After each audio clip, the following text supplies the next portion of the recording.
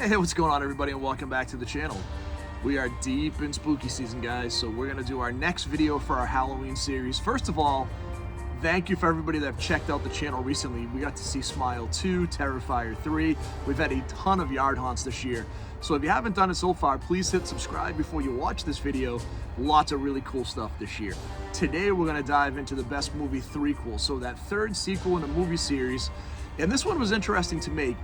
Making the second sequel movie series was so much more challenging because there's so many good second sequels. When you get to the third sequel in a lot of series, they kind of fall off significantly. I think of like Texas Chainsaw Massacre: Leatherface is a really good example of a movie that's not a great movie. That's like the third movie in the series. You start to get into like the Leprechaun movies and even like a Jurassic Park. When you get into like the third Jurassic Park movie, isn't great. But there are some really good third sequels in the movie, some that are very surprising. So I want to share those with you today. So sit back and take a watch. We're going to run through those best sequels here. We'll do something a little different today. I know I've been sharing the trailers side by side as I'm talking. Today we're going to show the trailers over my shoulder here as we're watching on the outdoor TV. So for our 10th place movie, we're going to talk about Predators from 2010. I've said before, I actually really like the Predator series, and I think this is a really good movie. This movie has a great cast. Adrian Brody, Alice Braga, Walton Goggins, Topher Grace, Danny Trejo, Lawrence Fishburne, like a great cast across the board. And we have the Predators taking an elite group of mercenary soldiers, kind of bad guys, mafia, and dropping them into their planet to hunt. And I love this movie. I love the Predator dogs. I like the setup where you have different versions of the Predators, kind of the old school versus the new version of the Predators, which are a little bit more aggressive and alpha. I think this is an awesome movie. I think it was super well done. Everyone kind of gives crap to Adrian Brody in this movie. I like him a lot. Lawrence Fishburne's like just batshit crazy in the movie, which is actually kind of fun. I just think it's a really good, fun movie. And again, man, when you can have like Danny Trejo and Walton Goggins be like, fodder for the Predators, that's awesome. So a movie I enjoy a lot. Again, I think it doesn't get as much love. I think it's better than some of the other Predator movies that are out there. I think it's better than, the 2018 Predator movie that we got, which wasn't great. I really do like Prey.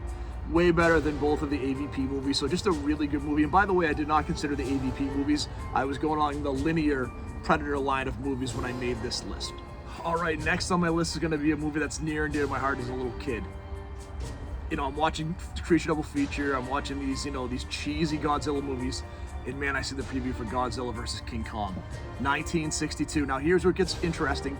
I've read a bunch of different lists on here. Some of this have this movie listed as the fourth sequel. Some have it listed as the third. I was trying to find a definitive answer.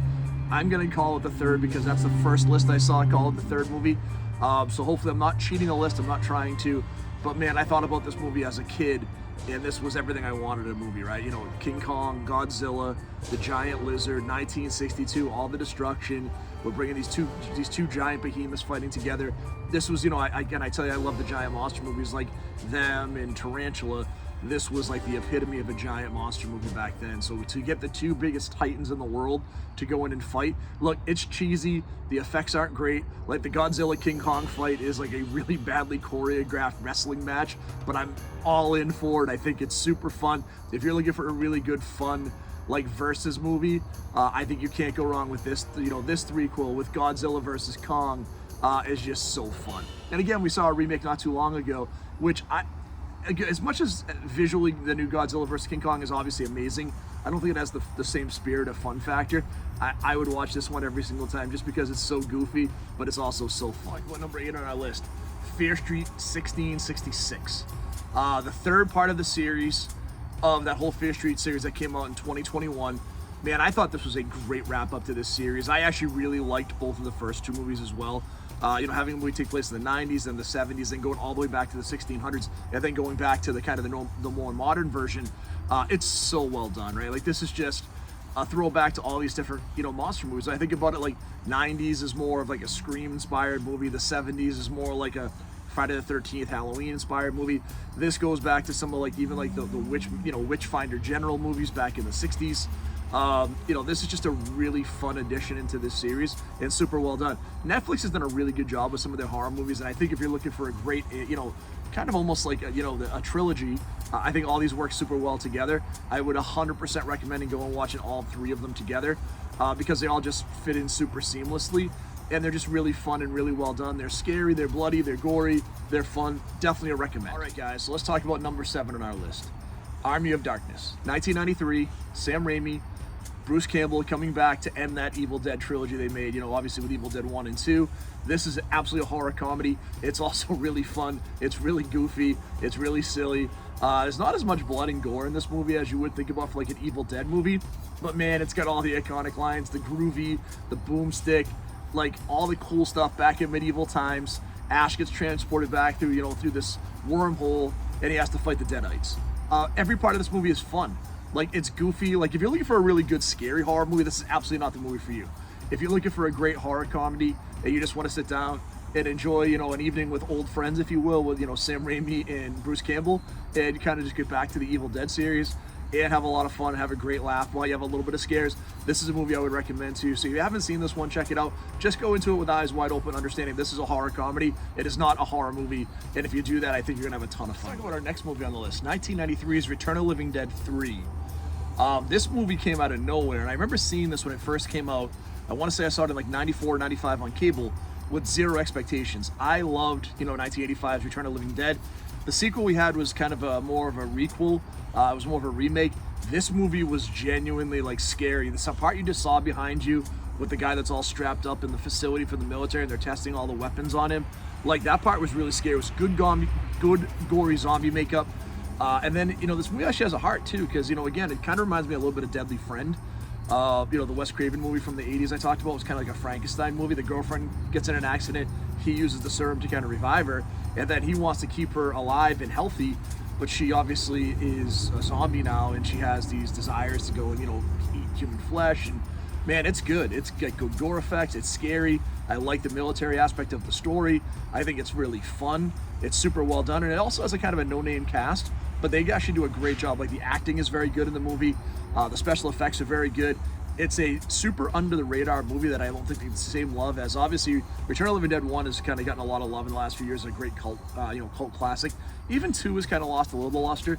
I think this does a better job than even 2, because I think 2 really is just a requel, where I think this tells its own story, and it's good, it's scary, and it's pretty fun. So if you haven't seen this one, check it out. Right, let's talk about number 5 on our list, Friday the 13th, Part 3.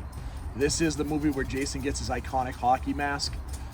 It is also a very good sequel. When I actually look at the Friday sequels, 2 is my favorite. Baghead Jason I still think is the scariest. I think 4 and 6 are just really, really good. But then I actually go to 3 as my next favorite sequel, and I actually have 3 ahead of Part 1 for a couple of reasons. I like the pace in the movie. I think it's fun. I think the story's really good. I think there's some really creative deaths in the movie. You know, obviously the handstand death really stands out.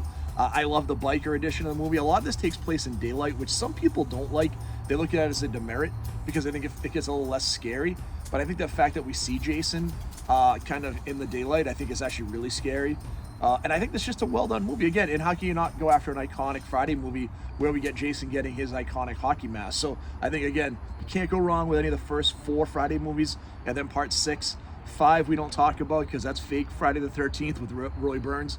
But I think, again, 3 is a really good movie. Not as good as 2, but still really well done. And still, I think, you know, one of the best threequels made in any of the horror franchises out there. Let's talk about 1985's Day of the Dead. This is probably the most divisive sequel. I shouldn't say that. Number 1 or number 2 is going to be the most divisive sequel.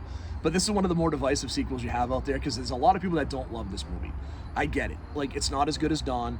It's not as good as Night. But it is better than both in a couple of areas. The special effects are amazing in this movie. Like, the practical gore effects by Tom Savini are incredible. By far the best in the series. It also has the best looking zombies, by far the best in the series. Like, you go back and watch Dawn of the Dead, and the zombies kind of look really bad. They're like, you know, this pallid blue, where these actually are good, gory, scary zombies. Great zombie makeup, really cool ideas. You know, obviously, like, you know, trying to go through and domesticate one of the zombies, I think is really cool. man, the military guys, you see them right here, like these guys are such dicks in the movie. So when they get their comeuppance, you're pretty excited, but it's really bleak. Like humanity's been whittled down. They're in these little small, alcoves. There's this one little group of military folks with some scientists that are trying to figure out like how can they reverse this whole thing and potentially get back to to the surface level and to a normal way of life. Man, this is not a pleasant movie. But the gore effects are amazing, the special effects are great, the zombies are great, and if you're looking for a great zombie movie with good gore effects that you just saw right there, this is absolutely the movie you have to watch. Just understand the acting is a little bit amateurish, and the story is a little slow, but man, it's such a good movie. From when you get to that last all-out scene with the zombies going in and attacking everybody is wild, so absolutely check this one out. Next on our list is going to be 1990's The Exorcist Part 3, a movie that was widely panned when it first came out. And I think that really had a lot to do with The Exorcist 2, which was just a really bad movie. I don't think The Exorcist 3 really got its just desserts until a little bit later on. But man, this movie's amazing. George C. Scott, Jason Miller reprising his role from the first movie, Brad Dourif, like a really good cast. This one actually had William Peter Blatty, who was the writer of The Exorcist and the writer of this book, which would be called Legion, actually directing this movie, trying to make sure that that vision got onto the screen. I think this movie's a really good, like, scary police procedural, like, kind of think of Silence of the Lambs, amplified a little bit. George C. Scott is great in this movie. He's definitely chewing the scenery. But this movie really makes it on the list for one reason for me, and I think it has the most iconic, the greatest jump scare in the history of cinema is in The Exorcist 3. And I'm not going to tell you what it is. If you haven't seen it yet, go watch the movie. But there is a jump scare that'll scare the shit out of you, and you will legitimately jump out of your seat, especially if you've never been spoiled. It is the best jump scare in cinema history, and it does a good job of bringing back the mythos of the first Exorcist movie, which was a good scary movie, and kind of erasing the disaster that was Exorcist 2. So I think this is a really good, fun movie, and definitely one I recommend to anybody. These birds aren't too bad in the background here, but man, one of my favorite movies, and I've talked about it many, many times, 1982's Season of the Witch. Halloween 3, the one without Michael Myers, Tom Atkins, Stacey Nelkin, Dan O'Herlihy.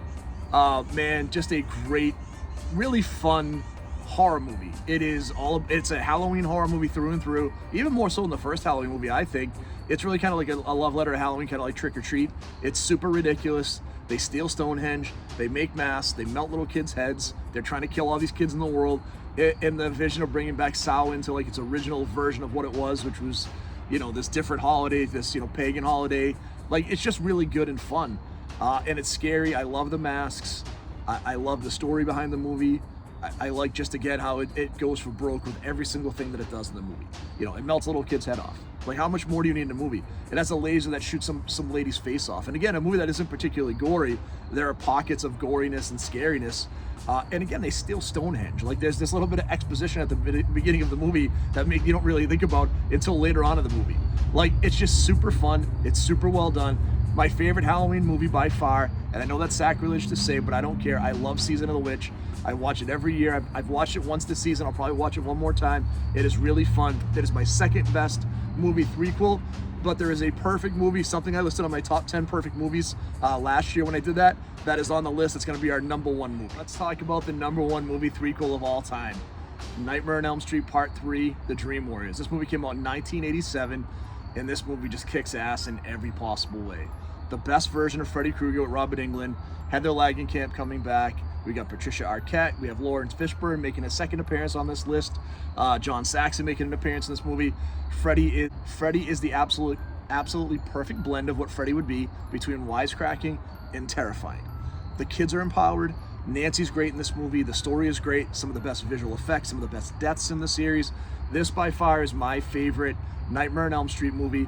I also listed it as one of my top 10 favorite horror movies of all time, like a perfect horror movie. This also was directed by Wes Craven, right? So this is still a Wes Craven movie. No, I'm sorry, this was not a Wes Craven movie. We talked about it in that last list, right? This was actually one of the movies that Wes did not actually direct. And I actually talked about, Scream being probably his best movie. So this was not a Wes Craven movie, but it was obviously inspired by the Wes Craven characters.